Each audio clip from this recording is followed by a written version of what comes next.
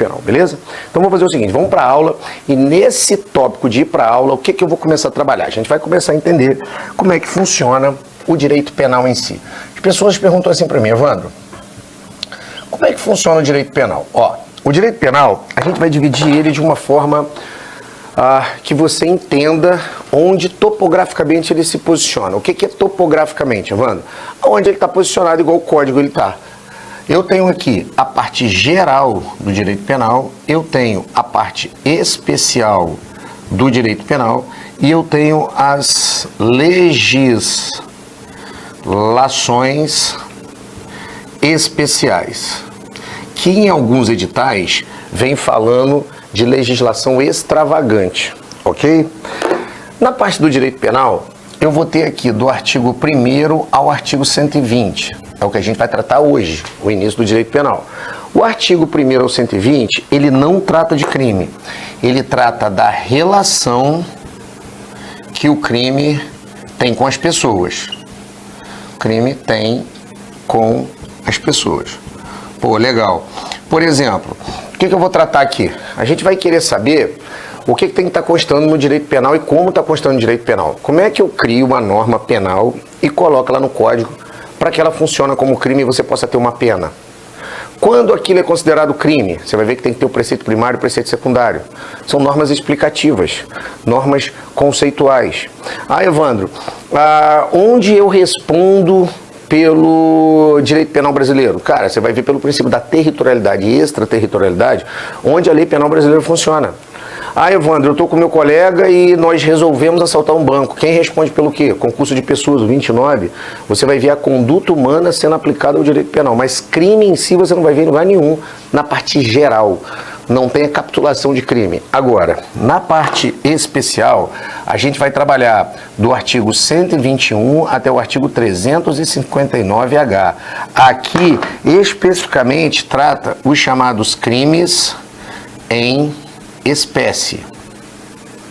Lógico, não é só crime que está previsto na parte especial. Na parte especial também você tem, por exemplo, o artigo 327, que é chamado de norma penal explicativa. Você tem, por exemplo, as excludentes diante de juridicidade e ilicitude da parte especial, que é, por exemplo, o aborto necessário ou o aborto sentimental. Você tem várias regras ali dentro, mas principalmente a gente vai trabalhar de crime. Já nas legislações especiais, por exemplo, a Lei 10.826 de 2003, que é o Estatuto do Desarmamento, 8.072 de 90, que são os crimes hediondos, e aí vai vários crimes específicos capitulados. Evandro, por que aqui trata de crime e não está na parte especial do Código Penal? Porque, efetivamente, ele saiu do Código Penal porque foi normas extras, então ele extrapolou, por isso que o nome são legislações penais especiais ou legislação penal extravagante, extravasou os limites do Código. Só que olha que bacana, toda vez que eu falo de legislação, ele não trata só de crime ali dentro, ele tem tanto crime quanto ele tem a parte administrativa. Então ele pode fazer de duas formas. A legislação especial, ele pode usar a parte geral como base para tudo, ou ele pode ter normas específicas regimentando a própria legislação especial. Por isso que a legislação especial é importante ter algumas feitas partes. Elas são, inclusive, mais modernas, né? A gente tem a lei que está entrando aí com o pacote anticrime, tem muita coisa bacana que a gente vai tratar. Mas, enfim, hoje, o que eu vou fazer com vocês aqui? Eu vou pegar o tema do nosso curso, é a parte geral. Então você já sabe que sem essa parte geral, você não consegue movimentar as questões da parte especial e da legislação penal especial. Por que eu não consigo, Evandro? Porque você não sai do lugar, você fica agarrado. Para entender isso aqui, o que a gente vai fazer? Nós vamos separar o quadro aqui, que eu tenho certeza que você está anotando tudo para montar o seu caderno. E a gente vai entender como funciona o direito penal na palavrinha infração penal. Depois eu trago para você aí um esquema que eu deixei, tá, no PPT, mas por enquanto vamos trabalhar fazendo a construção, né? Evandro, o que é infração penal? Galera, infração penal é um termo que ele é um termo genérico, ele é gênero. Porque toda vez que você tem gênero, obrigatoriamente você tem duas espécies. Quais são as espécies que estão ligadas à infração penal? Eu tenho a primeira espécie, que é crime, e a segunda espécie, que é contravenção penal.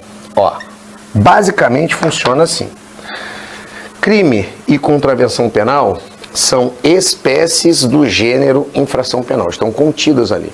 Então a gente pode dizer que crime é uma contravenção penal, que crime é uma infração penal e que contravenção penal também é uma infração penal. Só que crime e contravenção não pode se confundir na cabeça do aluno. Em outros códigos penais, em direito comparado do resto do mundo, existe uma divisão tripla. No Brasil só existe uma divisão dupla, ou seja, o crime no Brasil é sinônimo de delito. Então, se alguém falar assim, o cara entrou na minha casa e subtraiu coisa móvel alheia, cometeu um delito, então não tem problema, você vai saber que delito é sinônimo de crime, uma espécie de infração penal que é diferente de contravenção penal. Topograficamente, onde eles estão situados? O que é topograficamente? Onde eles estão escritos? Os crimes ou delitos, que são sinônimos, estão no Código Penal. E aí o Código Penal tem aquela estrutura que eu te falei, parte geral e parte especial. Já a contravenção penal, ele tem um código próprio, que é o chamado Código de Contravenção Penal. Então, basicamente, você não vai me confundir e dizer que parte dos crimes estão na contravenção penal ou que contravenção penal é uma forma mais branda de crime. Esses tipos de descrições em questão estão completamente fora de ordem, estão completamente errados. O que eu separei para você também? Os crimes, eles são sempre considerados mais graves. Por quê, Vando, que um crime é mais grave? Simples. O crime é mais grave porque a punição dele se dá com reclusão ou detenção. A reclusão no Código Penal é sempre mais grave que a detenção. Por quê, Vando? Porque a reclusão, o início do regime de pena é sempre início de regime de pena fechado. A detenção é sempre regime de pena que você pode começar no semiaberto. Então, qual que é mais grave? 1 a 2 anos de reclusão ou 2 a 4 de detenção? Sempre é reclusão. Independente do prazo, a reclusão, como é regime fechado, ela priva o artigo 5º da Constituição, que é o direito de liberdade. Então, ela fica mais grave sempre na cabeça do legislador. Já a contravenção penal são chamados crimes menos graves. Evandro, o que é o crime menos grave? Porque ele é punido com detenção, ele é punido com prisão simples e multa. Lembrando o seguinte, na contravenção penal, a multa, ela pode ser uma pena isolada. No crime, a multa nunca é isolada. É sempre reclusão mais multa ou detenção mais multa. Ou seja, aqui a pena é acessória. Ela tem que estar junto com a reclusão e com a detenção. Aqui embaixo, a multa pode estar isolada. Prisão simples é aquela prisão que, exemplo de contravenção, pegar alguém urinando na rua, contravenção de vadiagem. Você vai pegar o cara na rua, vai levar para a delegacia, vai fazer um termo circunstanciado lá e vai liberar o cara. A prisão simples não permanece com o autor da contravenção penal preso. Ele só vai na delegacia, faz o que tem que fazer e rua para ele. Basicamente, ele responde pelo crime a uma condução autorizada. É um negócio meio sem nexo hoje, né, cara? O direito penal, como toda a infração penal, ela avançou tanto que isso aqui não era nem para estar sendo aplicado, mas ele existe lá e a gente vai que vai. Usa-se alguns termos, por exemplo, como crime anão. Crime anão é sinônimo de contravenção penal. Só que qual é o problema? O termo crime foi impropriamente utilizado, porque contravenção penal é completamente diferente de crime, então não poderia ser usado crime anão, mas a doutrina convencionou chamar contravenção penal de crime anão, então você já sabe que existe essa capitulação lá.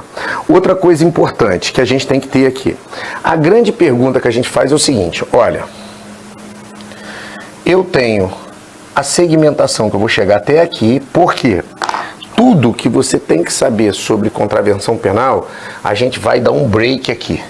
Porque o que a gente precisa para a prova é saber que a infração penal ela é dividida em crime e contravenção, ou seja, ela é uma divisão dualista ou uma divisão dicotômica. Evandro, por que a infração penal é dualista ou dicotômica? Porque se divide em dois pedaços. A gente tem que saber que a contravenção penal, ela está no Código de Contravenção Penal e ela tem um sinônimo de crime menor, ela é menos grave e ela tem prisão simples e multa. Quando vem determinados artigos, a gente bate nos artigos. A coisa mais importante da contravenção penal é você lembrar que existe o artigo 4º, que é a diferença básica também para o crime. Na contravenção penal é proibido a tentativa. Então não existe de forma alguma tentativa de contravenção penal. Já no crime existe, que é o artigo 14(2), que é o crime tentado. A gente vai ver que é chamado de norma de extensão. Toda norma de extensão a gente utiliza para poder apanhar um crime antes dele chegar na conclusão dele, na fase executória, por circunstâncias alheias à vontade do agente. Mas aqui a gente vai ver daqui a pouco. Agora, daqui para frente, o que a gente vai trabalhar? A gente vai trabalhar o crime. Aí a grande pergunta que eu faço é assim: Evandro, todo crime gera resultado? É a pergunta. Se a pessoa está fazendo direito e o professor não está muito antenado, ele vai dizer que nem todo crime gera resultado. Por quê? Ele está pensando em crime formal e crime material. Ele está pensando mais aprofundado e não está pensando de forma um pouco rasa no início. Todo início é meio raso, né? Todo crime no Código Penal, todo ele gera resultado sim. Por que ele gera resultado? Porque ou bem ele gera um resultado jurídico, ou bem ele gera um resultado naturalístico. Evandro, qual é a diferença? Eu nunca entendi, cara, resultado jurídico para resultado naturalístico. Olha só, avaliando o artigo 5º da Constituição Federal de 1988, o que diz o artigo 5º? Ele diz assim: todos são iguais perante a lei, sem qualquer distinção, garantindo aos brasileiros e aos estrangeiros residentes no país a inviolabilidade do direito à vida, segurança, igualdade, propriedade, mais um troço que eu nunca lembro, que eu não sou professor de direito constitucional, nos termos da lei. Ou seja, o que o direito constitucional te garante? Te garante direito à vida, te garante direito à propriedade, te garante direito à segurança, te garante direito à liberdade e te garante mais um direito. Vamos lá. O que acontece aqui? Os bens jurídicos tutelados do artigo 5º estão no direito penal. O direito penal só tutela o que o artigo 5º tutelou para você. Ou seja, direito à vida. Se você mexer na vida de alguém, qual o crime que você responde? O artigo 121, que é o homicídio, matar alguém. Propriedade, por exemplo, o artigo 157, que é o roubo. Liberdade, cárcere privado, por exemplo. Então vamos supor um crime de homicídio, é bem fácil de você entender. O que é o resultado naturalístico? Toda vez que muda o mundo físico, eu tenho um resultado naturalístico. Toda vez que o seu bem jurídico tutelado foi afetado, ele foi encostado, ele foi lesionado. Se você for pegar e colocar um homicida aqui, com uma arminha na mão, agora vocês vão ver o Evandro fazendo bastante os bonequinhos dos homicidas. Alô, você. E eu tenho aqui o boneco A e eu tenho o boneco B. E, na verdade, o boneco A, que é o homicida, o boneco B, que é a primeira vítima, o boneco C, que é a segunda vítima. Se o A for lá e fizer um disparo, e esse disparo bater no tórax do B, a pergunta é: o bem jurídico tutelado, que é a vítima, foi atingido ou não foi? Foi. Mudou o mundo físico? O que mudou o mundo físico? Cara, se eu tenho uma camiseta, rasgou a camiseta, mudou o mundo físico. Se eu tenho uma pele, rasgou a pele, mudou o mundo físico. Olha o meu braço todo tatuado, o cara me pintou, mudou o mundo físico. Se não encostar, não muda o mundo físico. Se encostar, muda o mundo físico. Então, teve lesão no tórax? Teve. Então eu tenho o quê? O chamado resultado naturalístico. O que é o resultado naturalístico? Que você muda o bem jurídico. Muda ou afeta o bem jurídico tutelado. Bem, o tiro acertou? Acertou. Então eu tenho um resultado naturalístico. Agora, o que acontece se o cara aqui dá 3 tiros, um tiro passa por aqui e os outros aqui pegam no chão e o bem jurídico tutelado não é afetado? Eu tenho algum tipo de resultado naturalístico? Não tenho. Mas eu tenho um resultado jurídico de proteção. Ou seja, o bem jurídico aqui sofreu ameaça de lesão, mas não foi lesionado, enquanto aqui sofreu lesão. Toda vez que sofre lesão, eu tenho um bem jurídico onde o resultado naturalístico foi afetado. Toda vez que eu tenho a ameaça de lesão e não uma lesão concreta, igual esse caso, que os tiros passaram por aqui, eu vou ter o resultado jurídico.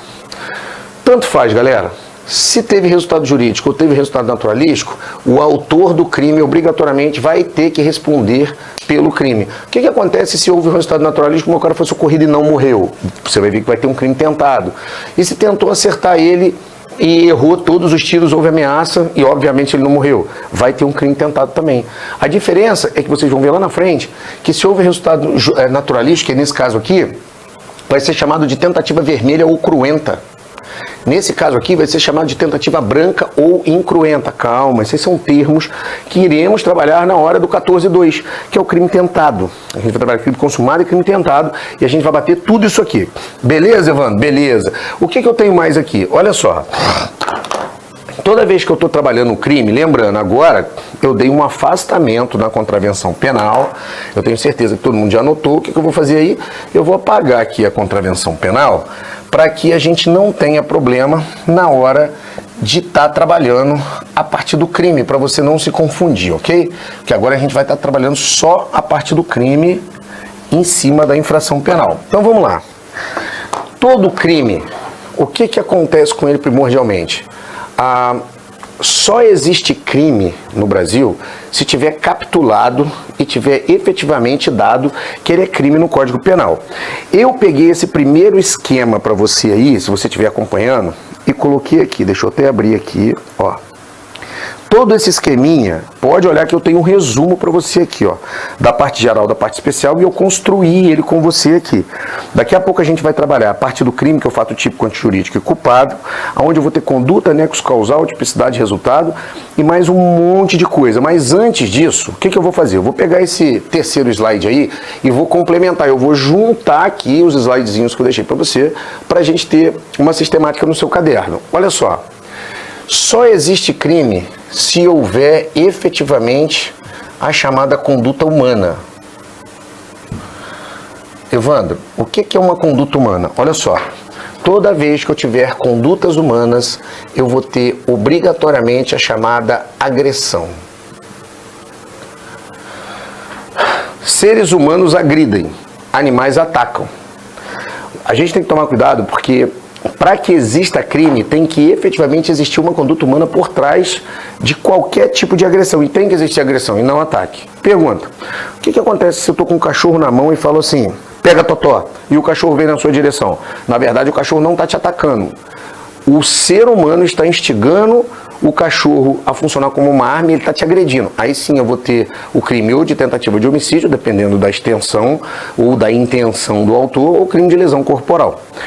Evandro, o que acontece se o cachorro pulou o muro porque por omissão o dono da casa deixou lá o cachorro solto com o muro baixo, o cachorro pulou e te mordeu? Cara, não vai ter crime de lesão corporal ou de homicídio por parte do dono da casa. O que vai ter ali é um ataque de um cachorro e uma outra conduta criminosa por omissão aplicada ali ao dono da casa, ok? Ele não vai ser considerado agente garantidor nesse caso concreto, mas depois a gente vai trabalhar.